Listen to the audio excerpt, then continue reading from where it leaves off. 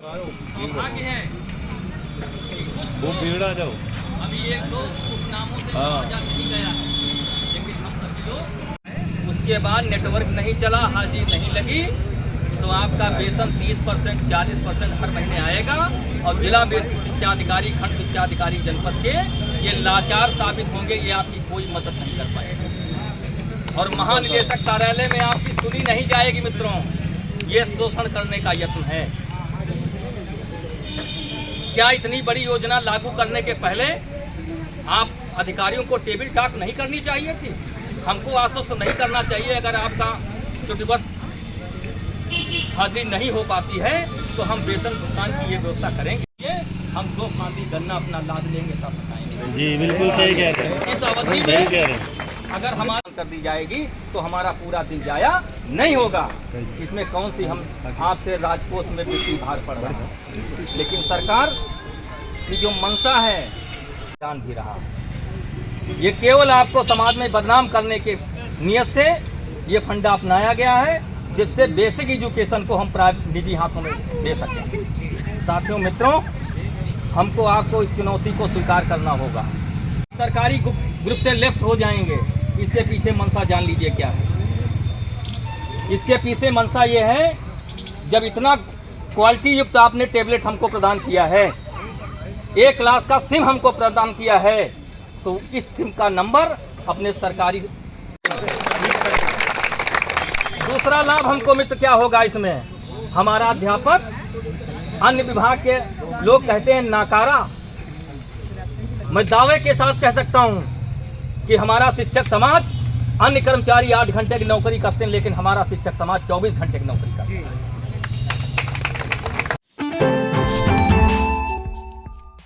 JS. Singh institute of pharmacy शिक्षा के क्षेत्र में निरंतर नए कीर्तिमान स्थापित कर रहा है। फार्मेसी शिक्षा के क्षेत्र में आधुनिक प्रयोगशाला उपकरण एवं अनुभवी योग्य टीचर से विद्यार्थी के जीवन को बदल रहा है। यहाँ की कंप्यूटर लैब, लाइब्रेरी भी विद्यार्थी के एजुकेशन में अहम बदलाव ला रहा है। कोर्स इवेंट के साथ साथ cultural event, seminar, educational visit, hospital visit, यहाँ के विद्यार्थी का 360 डेवलपमेंट होता है। फार्मेसी के सारे कोर्सेज जैसे D form, B form, M form, PCI से मान्यता प्राप्त संचालित होता है। यहाँ के स्टूडेंट्स ऑल इंडिया एग्जाम जैसे GPAT, नाइपर, CUET, PG आदि में अच्छे रैंक से उत्तीर्ण होते हैं। तो जल्दी करें और फार्मेसी में अपना कैरियर बनाएं और JS. Singh institute of pharmacy में अपनी सीट बुक करें, जिसका पता है पारासराय, धूंधी, लहरपुर रोड, सीतापुर।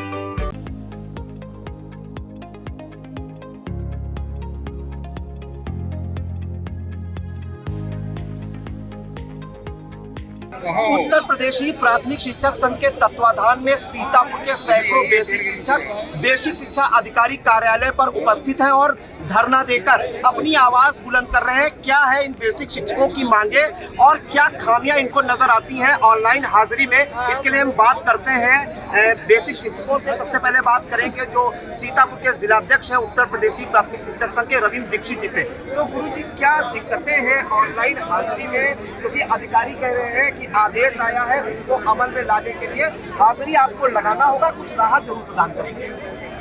देखिए, जो अधिकारी अभी तक कह रहे हैं कि आपको करना होगा, वास्तविकता ये है हम सरकारी आदेश की अवमानना कर ही नहीं रहे। हमारा कहना यह है अधिकारियों से कि आप फील्ड में जाइए, आप देखिए कि टेबलेट चल रहे हैं कि नहीं और सिम में नेटवर्क आ रहा है कि नहीं, वो देखा नहीं जा रहा है। जो हमारा मांग पत्र है उसको दरकिनार करते हुए एक नया फरमान जारी किया जा रहा है। वास्तविकता ये है कि हमने ये मांग की है कि हमको 30 EL प्रदान कर दी जाए। 40 दिन का जो आप हमको छुट्टी ग्रीष्मावकाश देते हैं वो हमको नहीं चाहिए, हमको 30 EL प्रदान कर दीजिए। सारे विभागों को सेकंड सैटरडे का अवकाश दिया जाता है, हमको भी दीजिए। आप हाफ CL हमको दीजिए। उसके हम लॉजिक बता रहे हैं, लेकिन विभाग सुनना नहीं चाहता। और वास्तविकता ये है कि वर्तमान में जब से वर्तमान सरकार आई है तो केवल एक ही लेसन पढ़े वो कि हमारी सुनो, हम दूसरे की नहीं सुनेंगे। सारा अवरोध इस बात पर लेकर है। हमारा निवेदन ये है कि हम 30 दिन का हम EL इसलिए मांग रहे हैं कि हम जो भी हमारे परिवार में मांगलिक कार्य होते हैं, हमारा अध्यापक मेडिकल लेके जाता है, हमारे घर में कोई कैजुअलिटी होती है, हम जो 13 दिन का संस्कार हिंदू परंपरा के अंतर्गत होता है वो मेडिकल लेके कराते हैं। मान लीजिए हम ग्रामीण स्तरों में नौकरी कर रहे हैं और ग्रामीण अंचलों में ग्रामीणों द्वारा ट्रैक्टर ट्राली खड़ा किया गया रास्ते पर, और वो कह रहा है हम 5 मिनट बाद गुरुजी हटाएंगे, या ड्राइवर चला गया और हम 70 किलोमीटर दूरी तय करके आए, हम तो एब्सेंट हो गए। इसलिए मैंने हाफ CL की मांग की, जो हमारी व्यवहारिक कठिनाइयाँ हैं। और मैं दूसरी बात बताना चाहता हूँ, आप लोग मीडिया से जुड़े पूरे हिंदुस्तान को देखते हैं कि नेटवर्क नहीं होता तो बैंक का शटर डाउन होता है और लिखा होता है आज नेटवर्क होने के कारण लेन देन नहीं होगा, लेकिन हमारे विभाग में ऐसा नेटवर्क उन्होंने दे दिया है जो कभी खत्म ही नहीं होगा। उदाहरण के तौर पर विभाग की आंखें खोलने के लिए हमने एक निर्णय लिया है कि जो लोग हम सरकारी ग्रुपों में जुड़े थे, आज हम लेफ्ट हो रहे हैं सब, और हमने विभाग से कहा है कि जो आपने सिम हमको मुहैया कराया है वो सिम का नंबर आप अपने ग्रुप में जोड़िए और टैबलेट से जुड़ेंगे। विभाग खुद जान जाएगा 15 दिन के अंदर कि कितना गुणवत्तापूर्ण ये टैबलेट है और कितना नेटवर्क का ये इशू है। आप दूसरी चीज़ में एक बार बताऊँ, अभी जब सिम जारी होना था तो एक सर्वे कराया गया, अध्यापकों से लिख करके लिया गया कि किस क्षेत्र में कौन सा नेटवर्क आएगा, किस कंपनी का आप चाहते हो, लेकिन वो दरकिनार कर दिया गया। केवल एक कंपनी के सिम दे दिए गए, वो एयरटेल के। तो ऐसे अव्यवहारिक बातों से परहेज करना चाहिए। और वर्तमान समय में हमारा काम है शिक्षण कार्य करना। नाना प्रकार के आरोप लगाए जा रहे हैं कि ऐसा नहीं करते, वैसा नहीं करते। हमारा ऑनलाइन का विरोध है नहीं, हम तो चाहते हैं ऑनलाइन हाजिरी हो जाए, ताकि जो ठप्पा लगा है हमारे पर, जो दाग लगा रही है सरकार, उस दाग से हम मुक्ति हो जाएंगे। लेकिन आप व्यवहारिक जरूरतें आप दूर नहीं करोगे और केवल अनावश्यक थोपोगे तो ये अब दास्तान नहीं है। लोकतंत्र है, शिक्षक समाज जान रहा है और इसका पुरजोर विरोध कर रहा है। 21 सूत्री मांग पत्र आपका कब से लंबित है, उसमें क्या क्या प्रमुख 6 महीने से ऊपर लंबित है, समझे। उसमें यही सारी व्यवस्थाएं हैं। हमारी पुरानी पेंशन का मुद्दा है, उसमें कैशलेस चिकित्सा व्यवस्था का मुद्दा है, और जो ये 3-4 मुद्दे मैंने आपको गिनाए, इसमें सरकार पर कोई व्यवहार नहीं पड़ने वाला। सरकार एक लाइन से चाहे आज आदेश जारी कर दे, भाई 30 CL देने में क्या दिक्कत है, आप जारी कर दीजिए। हमको हाफ CL देने में क्या दिक्कत है, आप जारी कर दीजिए। तो ये नाना प्रकार के जो मुद्दे हैं, इस पर सरकार को गंभीरतापूर्वक विचार करना चाहिए। आज धरना प्रदर्शन आपने दिया, क्या निर्णय लिया गया है? और BSA से आप मिले हैं, ज्ञापन सौंपा है, इसके बाद क्या आगे की रणनीति बनाई? बेसिक शिक्षा अधिकारी के हाथ में कुछ है ही नहीं केवल, और हम तो ये मान चल रहे, उत्तर प्रदेश सरकार में एक ही पावरफुल सीट है, वो है महानिदेशक की। जो कुछ करेंगे महानिदेशक महोदय करेंगे, और उनके स्तर से जो आज के कार्यक्रम के बाद अगर आपकी मांगे नहीं मानी जाती हैं तो आपका क्या आगे का कदम रहेगा? और 23 तारीख को आकाश वाले के धरना देंगे, और उसके बाद भी नहीं मानी जाएगी तो महानिदेशक कार्यालय का घेराव किया। और ये जो कार्रवाइयाँ हो रही हैं, कहीं वेतन अवरुद्ध किया जा रहा है, कहीं लोग ऐसा करेंगे। इसको 20 तारीख तक मैंने सोचा है कि अगर विभाग 20 तारीख तक इस पर कोई निर्णय नहीं लेता तो अनिश्चितकालीन धरना जिला कार्यालय। यहाँ से आप लोग कहाँ जिलाधिकारी कार्यालय जाएंगे क्या? जी बिल्कुल। तो हम कुछ अन्य शिक्षकों से भी यहाँ बात करते हैं कि आप आज धरने में आए थे, यहाँ पे क्या मांगे हैं आपकी? अगर सरकार आपकी मांगे नहीं मानती है तो आप क्या अगला कदम होगा? देखिए, हमारे जो है विद्यालय है बहुत सुदूर ग्रामीण क्षेत्रों में है, जहाँ पर लोग जो है कीचड़ में और नालियाँ पार करके, नाला पार करके स्कूल जाते हैं। इतनी स्थिति खराब है, लखीमपुर में पूरा बाढ़ आ गया है, इधर शाहजहाँपुर में पूरा बाढ़ से डूबा हुआ है, हरदोई जनपद पूरा बाढ़ से डूबा हुआ है, और तब भी ऑनलाइन अटेंडेंस आप मांग रहे हैं। कैसे ऑनलाइन अटेंडेंस हो जाएगी बताइए? टीचर कैसे पहुँच पाएगा विद्यालय समय से, ये बताइए। आपका विरोध ऑनलाइन अटेंडेंस का है कि उसमें जो खामियां हैं टेक्निकल, उसका विरोध?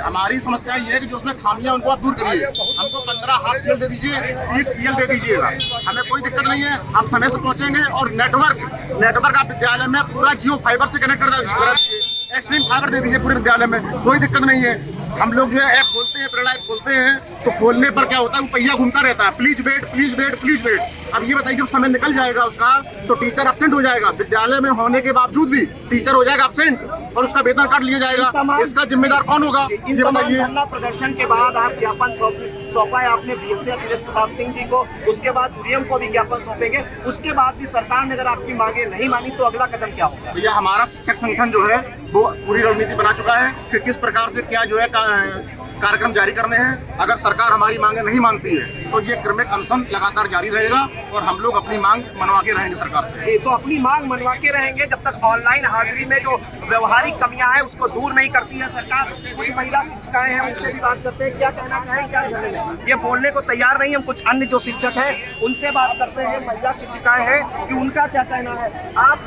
महिला हैं, शिक्षिका हैं, कहाँ आपकी पोस्टिंग है? बिस्वा में। जब आप जाती हैं तो क्या क्या दिक्कतें आती हैं, और ये जो ऑनलाइन आदेश जारी किया है सरकार ने, इसमें क्या खामियां नजर आती हैं? खामियां तो सर सर यही है, पहले वो धरातल पर आके तो देखे क्या है, क्योंकि मेरे ख्याल में ये देखिए जहाँ जहाँ पे विद्यालय है वहाँ पे स्वास्थ्य सेवाएं भी नहीं है। हॉस्पिटल वहाँ तक एक जो CSC PSC बनते हैं वो ऐसी इंटीरियर जगह नहीं है जहाँ पे स्कूल है। अगर स्वास्थ्य वाले जाते भी हैं तो वो 5, 15, 25 पहुँच के उन्हें 3 दिन जाना है, किसी भी तरह वो चले गए। जो डेली जा रहा है उसको पता है कैसे जाना है। मान के चलिए इस समय बारिश हो रही है, सबके पास कार नहीं है, कोई जा सकता है अपना, कोई गया बाइक से चला गया, मान लीजिए पेड़ गिर गया तो वो वहाँ पे लेट के रेड़ा पे अटेंडेंस देगा या अपने PO या अपने उच्च अधिकारी को सूचना देगा कि सर हम यहाँ पे पड़े हुए हैं, हमारी ऑनलाइन अटेंडेंस नहीं लग रही है। तो आप पहले बैठ के समझ लीजिए क्या बातें हैं। आप हमारी छुट्टियाँ ले लीजिए जो गर्मी की हैं, आप वो ले लीजिए, कोई अटेंडेंस लगाने से मना ही नहीं है, लेकिन आप पहले समझिए क्या है। हमारी छुट्टियाँ दीजिए, उनका हमारे ही हिसाब से आप वापस कर दीजिए EL में या जिस हाफ EL में CL में कन्वर्ट कर दीजिए, ताकि हम लोगों के पास भी अपनी कहने की बचत, कहने की कुछ बात आप आज आपके जो बेसिक शिक्षक है, यहाँ पे सैकड़ों शिक्षक शिक्षिकाएं हैं आपके ही विभाग के, सभी को ये समस्याएं हैं, उनकी ऑनलाइन अटेंडेंस में जो खामियां हैं उनको लेकर समस्या है। अगर सरकार आपकी बातें नहीं मानती है तो आप लोग इसका विरोध करती रहेंगी? बिल्कुल करते रहेंगे, जो हमारा संघ है जो हमको आदेशित करेगा वही करेंगे। और संघ के साथ है पूरी तरीके से। जी बिल्कुल। तो महिला शिक्षिका है, उनका कहना है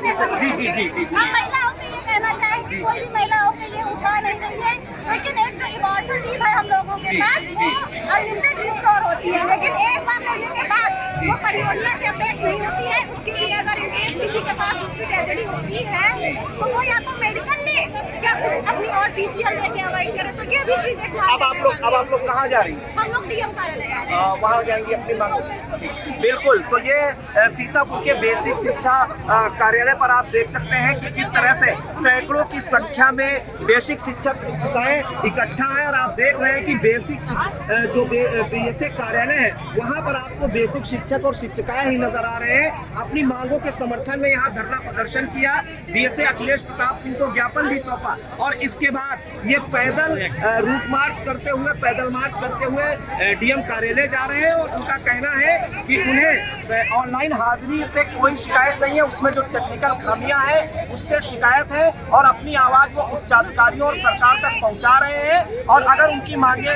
नहीं मानी गई, 21 सूत्री मांग पत्र भी है, अगर नहीं मानी गई उसके अनुसार मांगे तो अनिश्चितकालीन धरने पर जाएंगे। और 23 तारीख को पूरे जिले के करीब 16 साढ़े 16 हजार बेसिक शिक्षक हैं वो यही BSA कार्यालय पर अनिश्चितकालीन धरना देंगे। और बेसिक शिक्षकों का साफ कहना है वो किसी भी कीमत पर झुकेंगे नहीं। ऑनलाइन हाजिरी की जो टेक्निकल खामियां हैं उसको दूर नहीं अगर सरकार करेगी और उनकी 21 सूत्री मांग पत्र पर ध्यान नहीं दिया गया तो वो किसी तरह से मानने को तैयार नहीं होंगे। सीतापुर से ईशान गुप्ता के साथ प्रियांशु मिश्रा।